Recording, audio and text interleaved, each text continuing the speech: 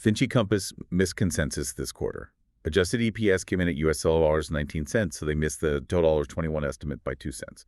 Revenue hit $54.05 million, missing the $56.1 million consensus by roughly $2 million. Yeah, and management immediately followed up those numbers with forward guidance projecting a significantly stronger second half of the year. Right. They're pointing to fee-related earnings margins settling in the mid-30% range over the next few quarters.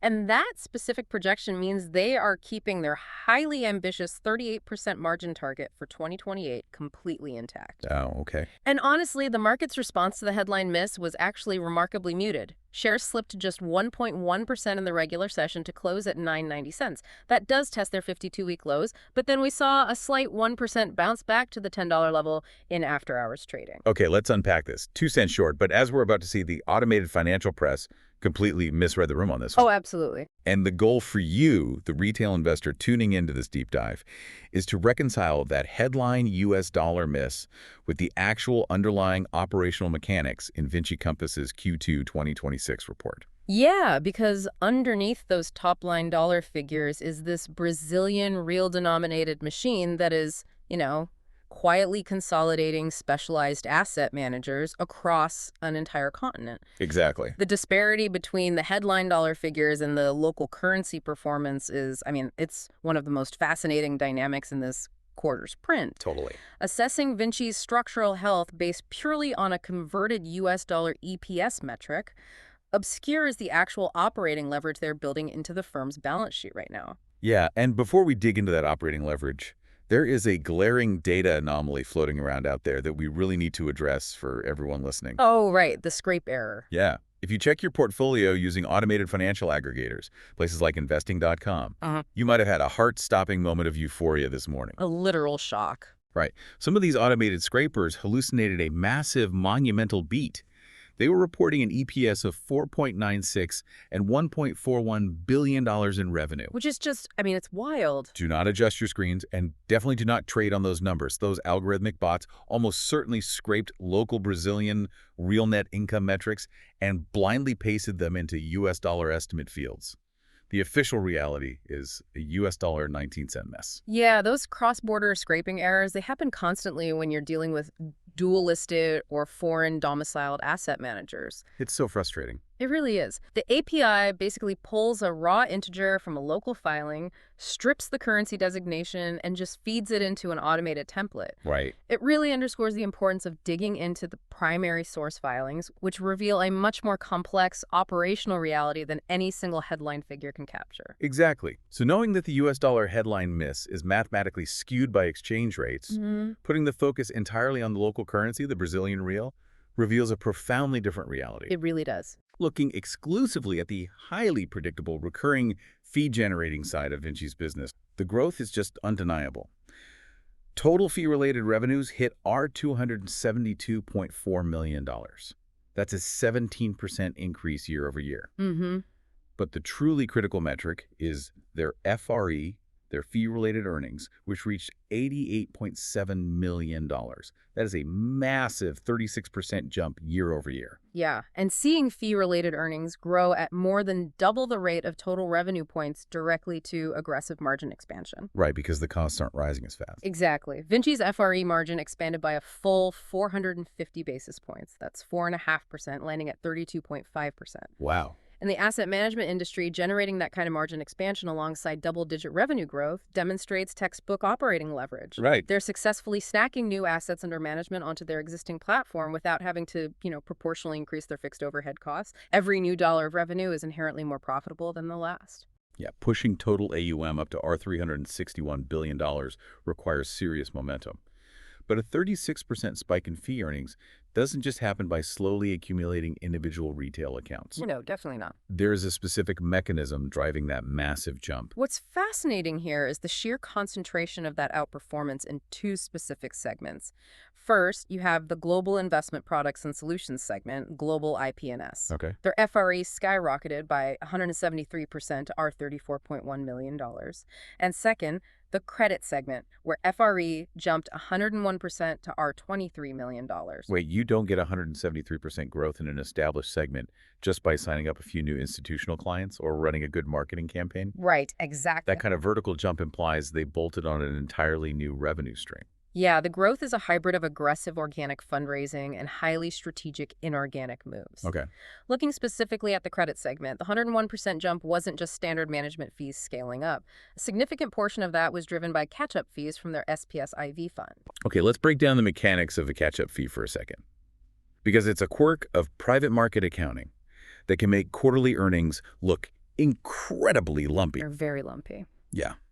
If I understand correctly, when a private credit fund like SPSIV holds a subsequent closing months after it initially launched, the new investors entering the fund essentially have to back pay the management fees they would have incurred had they been invested since day one. That is the exact mechanism, yeah. Right. The new limited partners are essentially compensating the fund manager for their retroactive time value in the work already done to source and secure the initial assets in the portfolio. Makes sense. And for the asset manager, in this case Vinci, it creates a sudden, highly concentrated spike in revenue that drops almost entirely to the bottom line because the fixed costs of managing the fund are already covered. That's incredible. Looking at Vinci's current quarter, the analogy that perfectly maps to their balance sheet is a high-performance V8 engine. I like that, yeah. That recurring fee machine, the global IP&S, the credit segment, the reliable management fees churning out cash, that's the V8. It is roaring, well-oiled, and getting larger. But right now, they are trying to drive this massive engine through waist-deep macroeconomic mud. The cyclical elements of their business, the advisory and performance fees, are facing intense structural resistance. Yeah, they're acting like a parking brake on the overall bottom line. Exactly. We'll explore that mud shortly, but management is clearly prioritizing upgrading the engine itself. The focus on upgrading the engine is entirely about capital allocation. The massive growth in segments like global IP&S and credit was heavily catalyzed by recent acquisitions. Right. Specifically incorporating platforms like Verde and BACS into the broader Vinci ecosystem.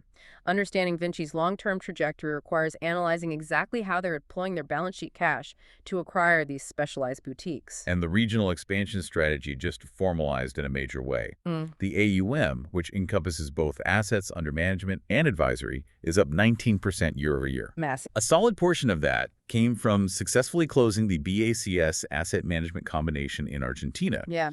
That specific integration is already generating tangible results, contributing our $4 million to the top line in just the month of June alone.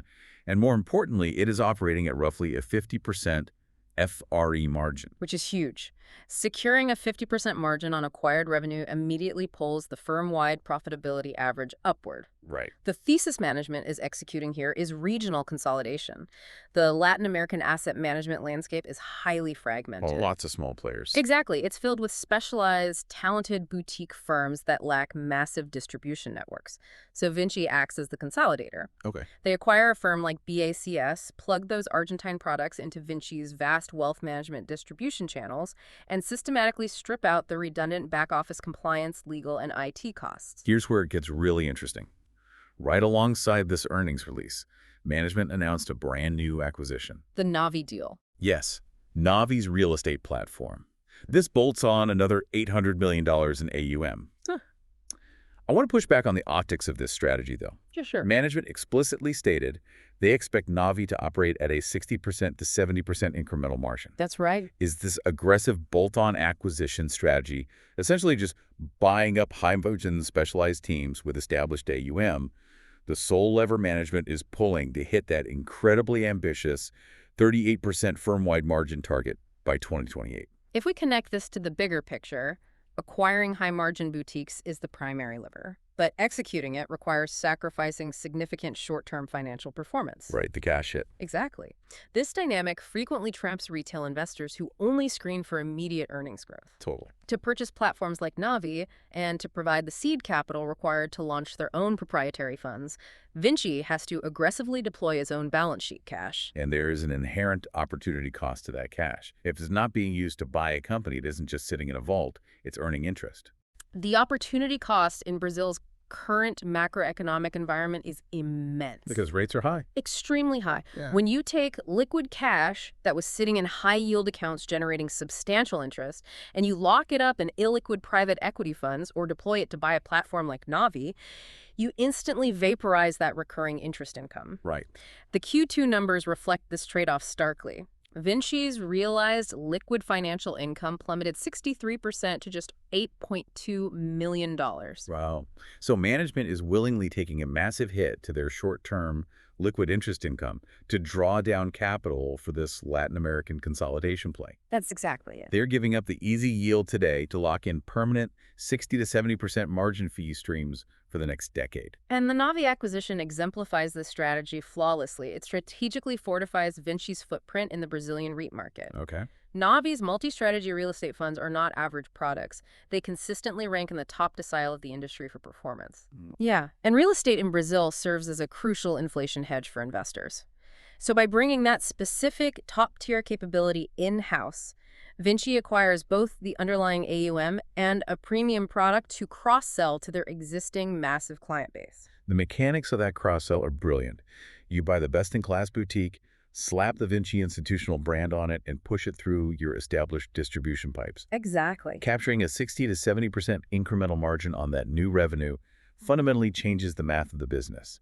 It makes that 38% firm-wide margin target by 2028 a highly probable outcome, assuming their integration to execution remains flawless. Absolutely. The recurring fee business is clearly scaling efficiently. AUM is up 19%, FRE is up 36%, and the margins are widening. So, if the V8 engine is humming along so beautifully, we have to answer the ultimate question for you listening right now. Why did they miss EPS expectations? Right. It's time to look at the macroeconomic mud they're trying to drive through. Let's run through the specific headline draft. Let's do it. The corporate advisory desk is hemorrhaging. The fee-related earnings for this segment wasn't just low, it actually went negative, coming in at a loss of $1.1 million. Ouch. Yeah. The actual advisory fees generated plummeted 65% year over year to a mere $9 million. Simultaneously, the private equity segment saw its FRE fall 19%, with assets under management in that specific vertical dropping 10%. Yep. And then the most jarring metric of the report, investment-related earnings, or IRE, plunged 90% year over year, landing at just $1.2 million. Yeah, a 90% drop in investment-related earnings looks catastrophic on a standalone basis. Seriously. For a retail investor casually reviewing the headline metrics over morning coffee, seeing a 90% collapse in a major revenue segment is enough to trigger a panic sell. So what does this all mean for the fundamental integrity of the firm? If the advisory desk is literally costing them money to operate this quarter and the investment earnings essentially flatlined, is the private equity team losing its touch, or are we looking at a severe localized timing issue? It is entirely a timing and macroeconomic issue, but the mechanics behind each drop are different. Okay. Let's dissect the 90% collapse in IRE first. Assessing investment earnings requires understanding the base effect. What exactly are we comparing this quarter's performance against? Right, last year's quarter. Exactly. In the second quarter of the previous year, Vinci capitalized on a monumental realization event in their FIP Infra Transmissum Fund. Yeah. They successfully harvested a massive infrastructure investment, likely involving power grids or toll roads, and booked an enormous one-time exit gain. Okay, so the 90% drop we are seeing today isn't an indicator that current investments are defaulting or souring. It is simply the mathematical hangover of comparing a normal quarter to a quarter where they happen to sell a blockbuster asset. Private markets are inherently lumpy. Infrastructure and private equity funds operate on multi-year J-curves, culminating in massive harvest periods. Right. You do not sell $1 billion power transmission grid every 3 months. Yeah, that makes sense. The absence of a comparable mega exit this quarter creates a terrifying year-over-year percentage drop, but it does not reflect operational decay. Good to know. Now, the weakness in the private equity segment itself is driven by a completely different mechanism, specifically mark-to-market accounting rules. You're referring to the 19% drop in private equity FRE and the 10% drop in AUM. I know management cited foreign exchange variations, but the real damage came from a portfolio company in their VCP3 fund that recently went public and listed on the New York Stock Exchange. The transition from private to public markets is a double-edged sword for a private equity manager. How so? When an asset is privately held, the valuation models rely on internal metrics and comparable transactions, which offers a degree of stability. Right. However, when a portfolio company executes an IPO and lists on the NYSE, the private equity firm rarely liquidates its entire position on day one due to lockup periods and market depth constraints. Okay. They continue to hold the publicly traded shares on their balance sheet. And once it's public, the ticker tape dictates reality. It's exactly. If the broader market experiences a sell-off and that newly listed stock price depreciates, Vinci is legally required to immediately mark down the value of that asset on their books. The mark-to-market accounting instantly compresses the reported assets under management for that fund, which proportionally drags down the management fees derived from that AUM. Wow. It is entirely a paper loss until Vinci actually decides to sell the shares, but the accounting rules force that volatility directly into the quarterly earnings optics. That explains the private equity drag, but it doesn't explain the corporate advisory desk. A 65% drop in revenue resulting in negative FRE means the advisory team's compensation and operational costs exceeded the fees they brought in. Yeah, they lost money there. If the pipeline is supposedly full, why are these deals completely stalling out? Are buyers and sellers just stubbornly disagreeing on price, or is the capital itself fundamentally broken right now? The capital is prohibitively expensive, which directly warps the psychology of buyers and sellers. The primary culprit here is the Selic rate, Brazil's benchmark interest rate. The Selic remains punishingly high, maintained by the central bank to combat inflation. When the risk-free rate is that elevated, the cost of debt financing for mergers and acquisitions skyrockets. Which fundamentally alters the math in any discounted cash flow model a buyer is running. If their cost of capital goes up, the maximum price they can justify paying for a target company goes down. The buyers are forced to lower their bids to make the math work, but the sellers are still mentally anchored to the premium valuations their companies commanded 2 years ago when money was cheap. Ah, of course. This creates an impassable bid-ask spread. Add in the layer of political noise and electoral uncertainty currently present in Brazil, and corporate boards naturally adopt a defensive posture. They just wait. Exactly. They delay the merger. They postpone the IPO. The advisory team spends thousands of hours structuring these deals, building a massive backlog. But until the signatures hit the paper, the revenue cannot be realized. So the parking brake on the balance sheet isn't a mechanical failure of Vinci's advisory team, it is the terrain they are navigating. The high-rate environment is the waist-deep mud. The recurring management fees from the core asset management business are highly insulated from this. Those fees get paid regardless of whether an M&A deal closes. Exactly. But the lucrative performance fees, the advisory commissions, the massive asset sales, that revenue requires a functioning liquid capital market, which simply does not exist in Brazil right now. The bifurcation of the business model is severe. The predictable fee engine is carrying the firm, while the cyclical capital market side is dragging it backward. For investors, evaluating the second half of the year requires monitoring how management bridges the gap until the macro environment thaws. Despite the negative drag from the advisory side and the headline EPS miss, the cash generation from that core V8 engine remains robust enough to fully support shareholder returns. Right, the dividend. Yes, they announced a Q2 dividend payout of $17 per share, officially payable on September 9th. For investors who are holding the stock as it tests those 52-week lows, that dividend yield serves as a critical shock absorber. Furthermore, management explicitly highlighted a massive liquidity catalyst arriving in the second half of 2026. What's that? They are expecting the final proceeds from the Galleon concession, which is projected to inject a windfall of $90 to $100 million directly into the firm. Oh, wow. That essentially acts as a localized unsticking of the parking brake. It really does. It provides tangible proof that the illiquid infrastructure investments do eventually harvest into massive pools of liquid cash. The Galleon proceeds provide a formidable balance sheet buffer. It completely replenishes the cash reserves management depleted while executing the strategic BACS and Navi acquisitions. Right. And more importantly, it secures the dividend coverage for the foreseeable future, even if the M&A advisory market remains entirely frozen. This raises an important question for you to consider as you evaluate Vinci Compass moving forward. Will the aggressive deployment of capital into high-margin, predictable fee streams like Navi and BACS generate enough horsepower to pull the overall earnings forward? Or will the punishing high-interest rate environment keep the lucrative M&A advisory window bolted shut for longer than management's balance sheet can comfortably absorb? It is the ultimate race against the macroeconomic clock. And understanding that dynamic requires looking far beyond a 2-cent earnings miss on a U.S. dollar ticker. Make sure you follow the show for daily earnings coverage as we continue to break down the mechanics behind the market's biggest reports.